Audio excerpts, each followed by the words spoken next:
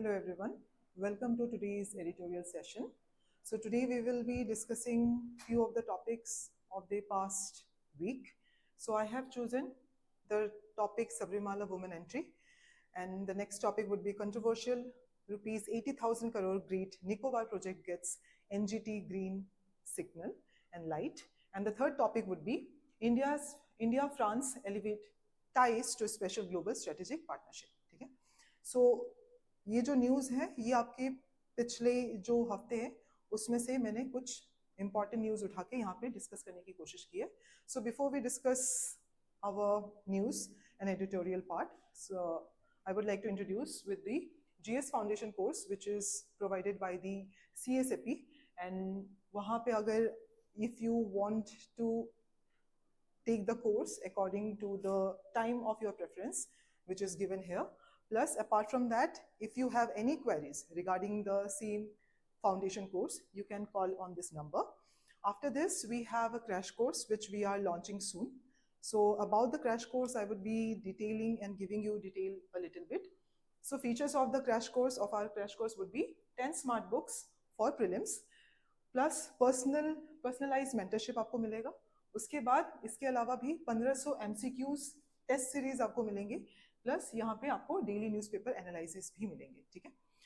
इसके अलावा we have the prefit session जहाँ पे we are trying to give you some of the most important MCQs regarding your prelims exam. ठीक है. That's why we have named it a prefit. So out of this 15,000 questions, 3,000 questions would be on YouTube live आपके लिए on a daily basis.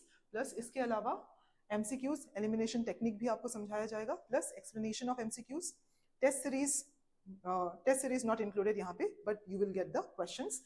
Plus यहाँ पे आपके CSET not included. ठीक है. यहाँ पे जितने भी हम आपके साथ क्वेश्चन डिस्कस करेंगे, इन दोनों चीजों को छोड़ के we will be providing you most of the GS related questions. ठीक है. जो आपको prelims, whether it is for your APSC, whether it is for your UPSC, it will help you crack the exam. Next one, let's start with the news. So the news says itself. First we will see what the news is about. So the news says Sabrimala woman entry, Supreme Court's 9-judge constitution bench to be review hearing from आपके April 7. ठीक है. अब यहाँ पे ये जो news है, this is not a very fresh news which we have gotten in the recent days, but ये जो टॉपिक है ये आपके पहले भी न्यूज़ में आ चुका है. ठीक है. So in 2018 we got the judgment from Supreme Court with the 5 bench. ठीक है. अब उसी जो जजमेंट है वहीं पे दोबारा से आपके पास रिवीजन पिटिशन भेजा गया, बट रिव्यू पिटिशन भेजा गया, बट उन चीज़ों का अभी तक ढंग से उनके ऊपर एनालिसिस नहीं हुआ है. ठीक है. सो उसी चीज़ को करने के लिए they have again set, the government has again set कि 9 बेंच ऑफ जजेस को बिठाया जाएगा टू बिगिन द रिव्यू. ठीक है. अब उसमें जो रिव्यू बिगिन होगा वो आपके 7 तारीख से होगा. Let's see what they have said. The supreme court on Monday, which is on 16th February 2026, schedule a series of review and writ petition. ठीक है. So we all know what is a review and writ petition concerning a September 2018 judgment which allowed women of menstruating age to enter into Sabrimala temple in Kerala for hearing before a 9-judge constitution bench from April 7, 2026. ठीक है. तो ये अभी आपका recent news है. अब इसका थोड़ा सा हिस्ट्री में जाके हम लोग उसके सुप्रीम कोर्ट जज ने जो भी जजमेंट दिया था उसके बारे में हम लोग देख लेते हैं. On September 28, 2018, a 5-judge bench of Supreme Court delivered its verdict in the Sabrimala temple entry case. A 4:1 majority held that the temple's practice of excluding women is unconstitutional. तो 5 जज बेंच बैठा था वहां पे 2018 में सबरीमाला केस के regarding. उसमें से 4:1 का हमें जजमेंट मिला. दैट मीन्स 4 जजेस where in the favor of that कि women should be allowed to enter in the Sabrimala temple, but 1 judge that denied कि हमें religiously if we follow then we should not allow women of the age 10 to 15 जो criteria wise दिया हुआ था कि 10 to 50 के जो women है, इस एज में वुमेन मेंस्ट्रुएट, तो इस एज ग्रुप के वुमेन को we are not suppose to allow in the temple, ठीक है। सो इसी केस में 4:1 का जजमेंट आया था.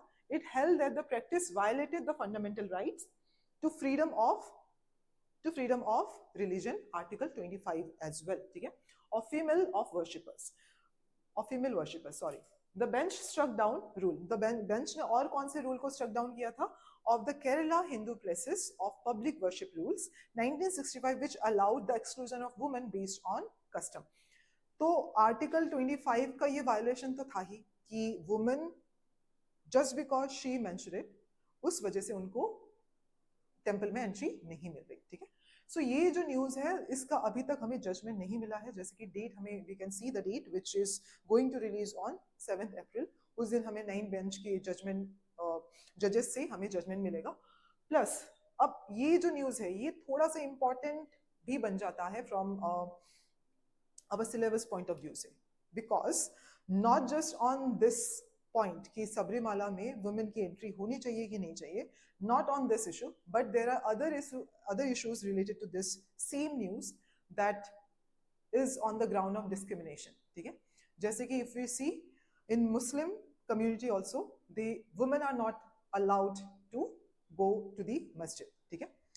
That is also in the same line. Plus if we see Parsi community, so वहाँ पे भी same discrimination का show किया गया है that if a Parsi person, if that person marries anyone who would be outside their community, then उनको भी उनके religious places में जाने का allow नहीं किया जाता है, ठीक है. So इन सारे cases का भी हमें judgment मिलेगा along with the Sabrimala case. So that's why this case becomes very important, ठीक है.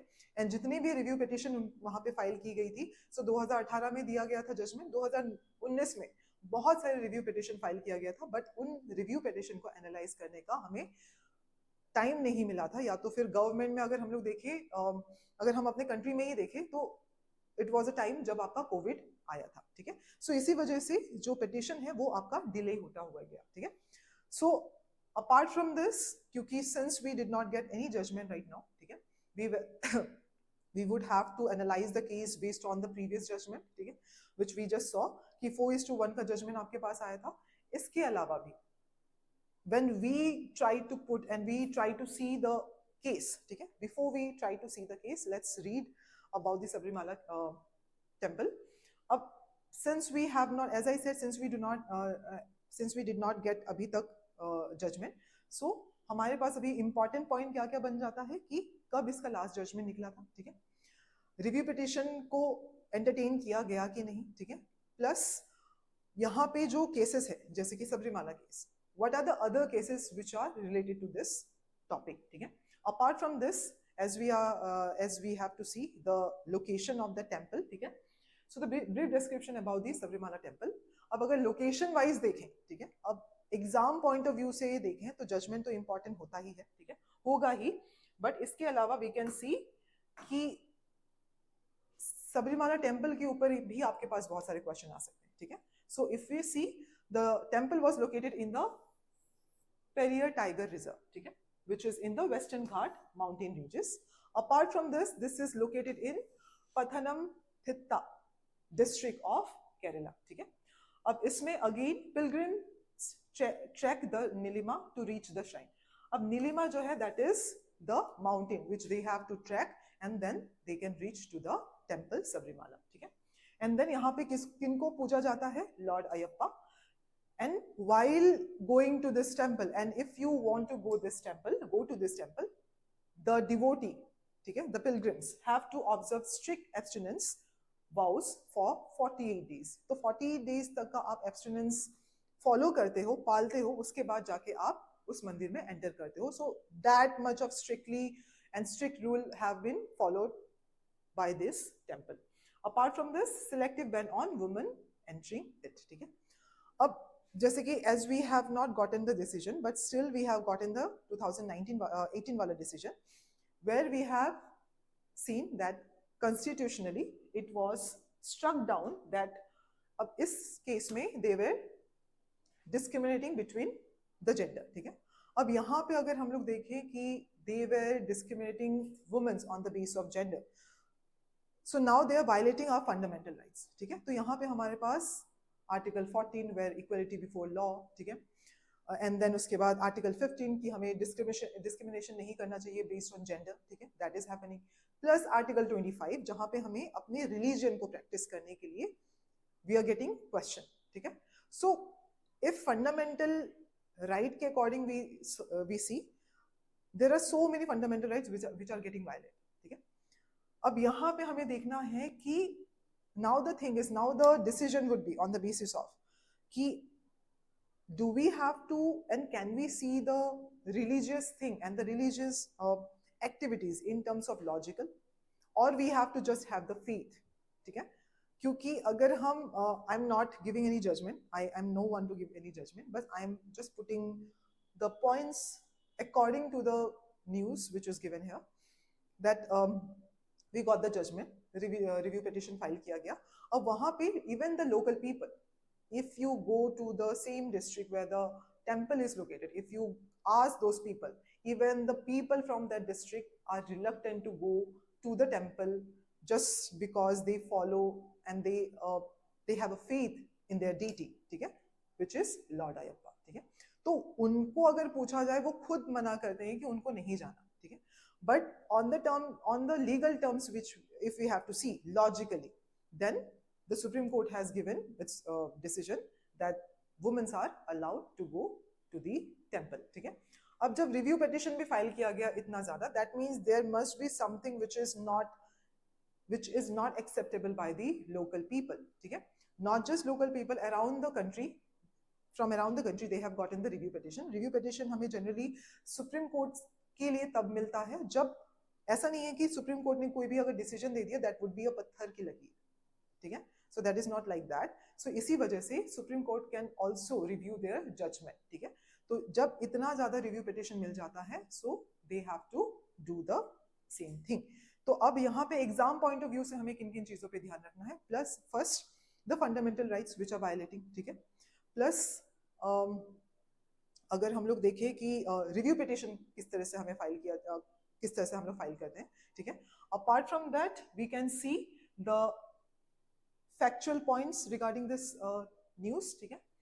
और इसके अलावा जो भी हमें जजमेंट मिलेगा जितनी भी चीज़ों से रिलेटेड विद दिस टॉपिक, वो सिर्फ इसी टॉपिक के ऊपर नहीं होगा। We will be getting judgement regarding आपकी मुस्लिम कम्युनिटी में वुमेन का entry which is not there in मस्जिद, उसके ऊपर भी क्वेश्चन उठा है।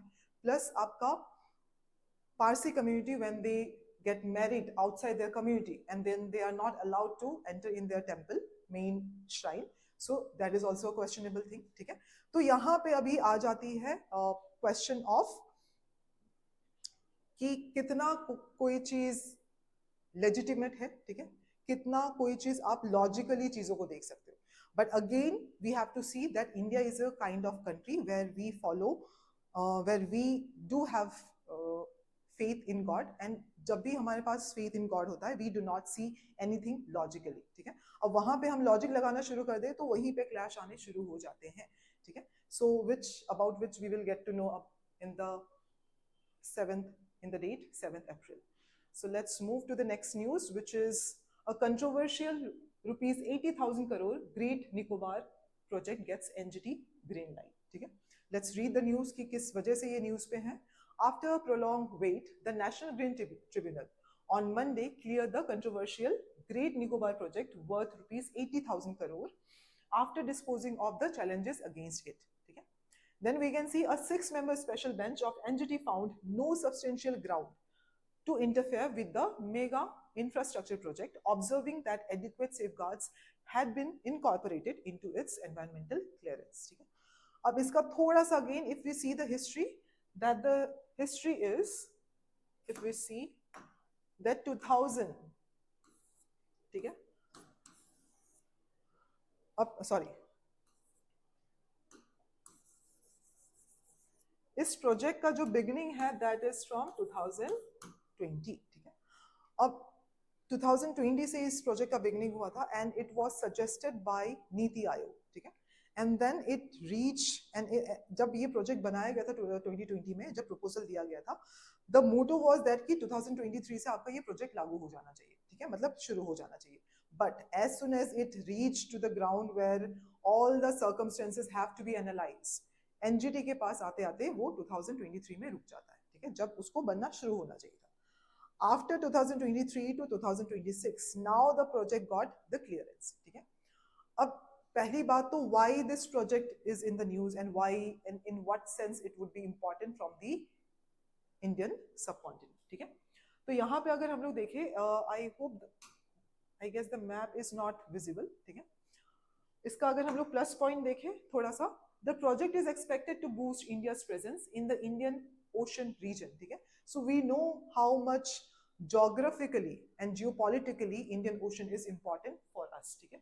Amid increasing pressure from foreign powers, that means China, the project spans 166 square kilometer and requires the diversion of 130 square kilometer of the forest land. A transshipped port, along with several associated projects such as dual use civil and military airport, will be built in the Great Nicobar Island, ठीक है. अब यहाँ पे एक चीज आपको notice करना है from the exam point of view, that what is transshipment port, ठीक है, एंड ये जो है आपके ग्रेट निकोबार पोर्ट में आइलैंड में बनाया जा रहा है, ठीक है. So when we see our island which is associated with the India as a country, that is Lakshadweep and आपका अंडमान एंड निकोबार. अब Andaman and Nicobar is a archipelago, ठीक है. अब इस आर्किपेलागो में it's not just, obviously it not would be one island, ठीक है, यहाँ पे आपकी मल्टीपल आइलैंड है. तो उसी आइलैंड में से उसी आइलैंड को उन्होंने डिवाइड करके रखा हुआ है. सो जो सबसे नीचे वाला आइलैंड है उसका नाम है आपका ग्रेट निकोबार, वहां पे इस प्रोजेक्ट को बनाया जा रहा है, ठीक है. अपार्ट फ्रॉम दिस, ये जो भी प्रोजेक्ट है दैट इज ट्रांसशिपमेंट पोर्ट, ठीक है. अब ये ट्रांसशिपमेंट पोर्ट होता क्या है, जैसे कि if we see, this is the, sorry,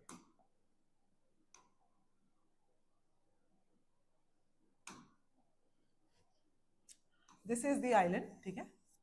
अब यहाँ पे आपके नीचे में ग्रेट निकोबार आइलैंड होना चाहिए, ठीक है. अब इसके अलावा भी अगर हम लोग देखें, इफ वी सी इंडिया का दिस वाला रीजन, ठीक है, द पेनिनसुलर रीजन, अब यहीं पे फॉर एग्जांपल ट्रांसशिपमेंट पोर्ट, ठीक है. तो जैसे कि यहाँ पे श्रीलंका है, देन यहाँ पे if we see Malacca strait है, देन यहाँ पे आपके Singapore, then we can see the South China Sea, and ऊपर में we see the South East Asian countries, ठीक है.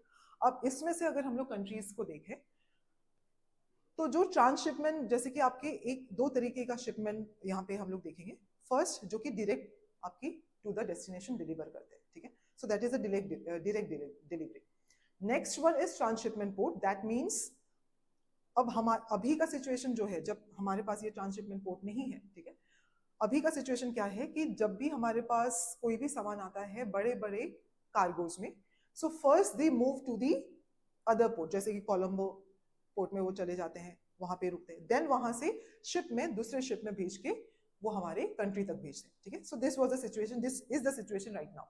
अब अगर ट्रांसशिपमेंट पोर्ट हमारे पास बन गया, तो जो पोर्ट डायरेक्टली वेस्टर्न साइड से आके कोलंबो, सिंगापुर, इन सारे एरिया में रुका करती थी, मलक्का में रुका करती थी, अभी वो डायरेक्टली आपके इंडिया के पोर्ट में आके रुकेगी. That means they will directly stop at the Andaman and Nicobar port में, ठीक है. सो अभी अगर आप इसका स्ट्रेटेजिक इंपॉर्टेंस देखो जियोपॉलिटिकली, जहां पे China is trying to dominate us in the South China Sea, ठीक है, वो अपने साउथ चाइना सी को लेके प्लस इंडियन ओशंस रीजन को लेके, ठीक है.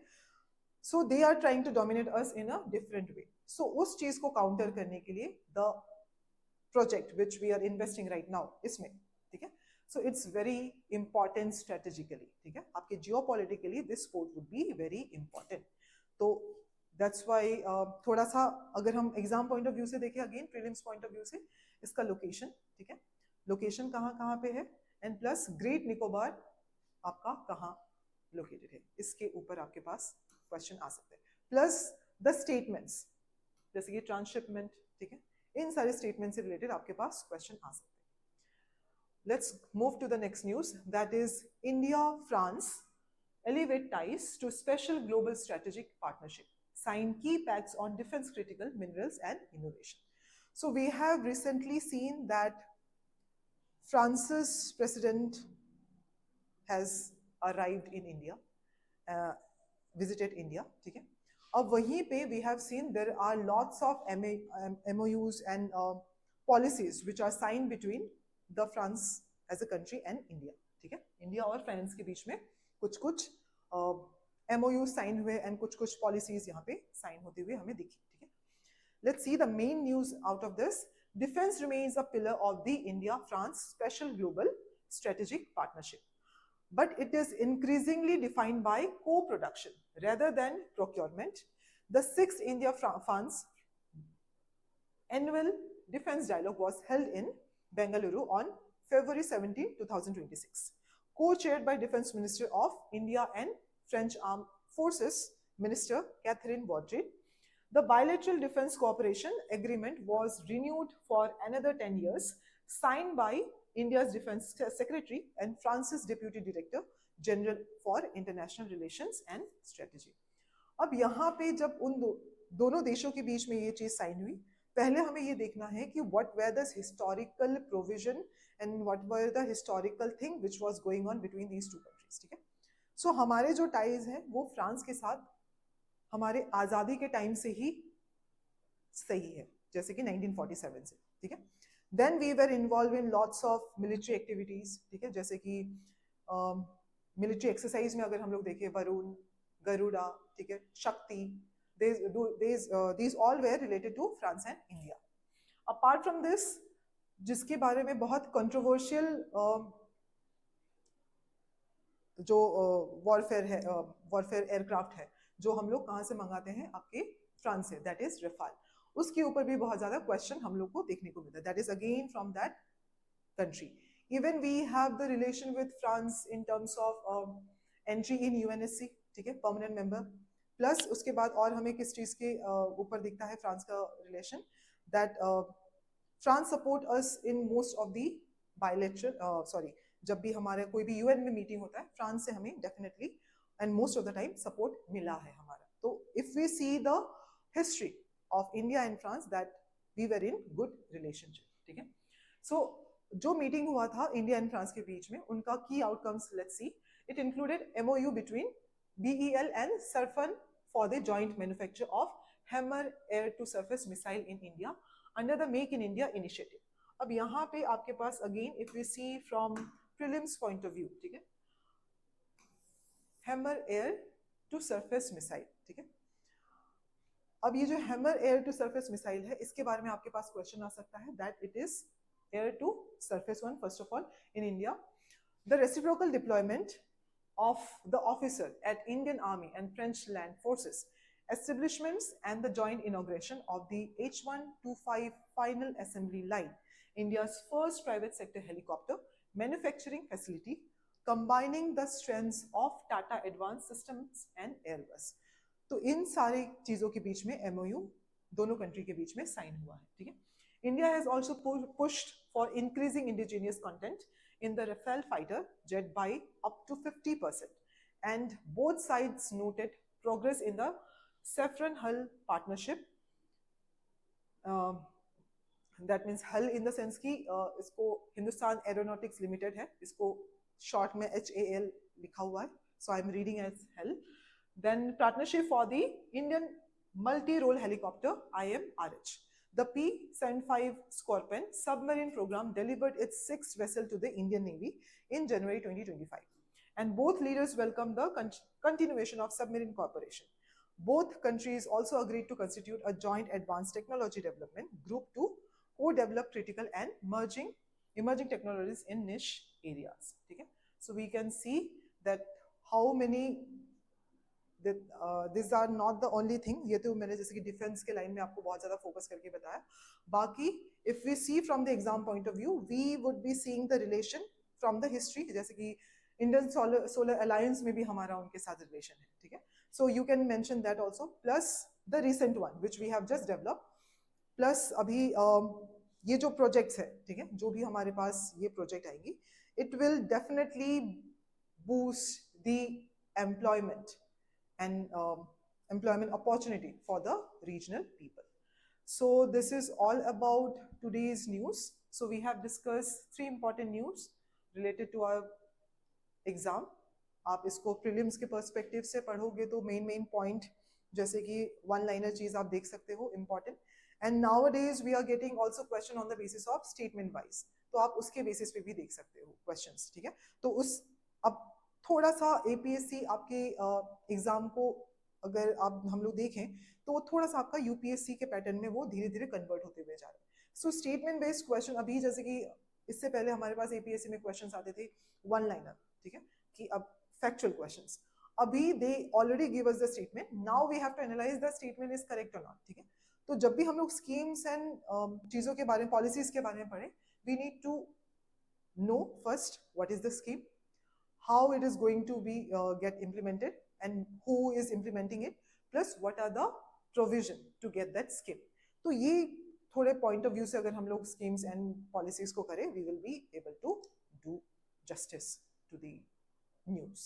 So I hope you like the session, and if you have any queries regarding the session, you can put it down in the comment section. Thank you for watching today's session.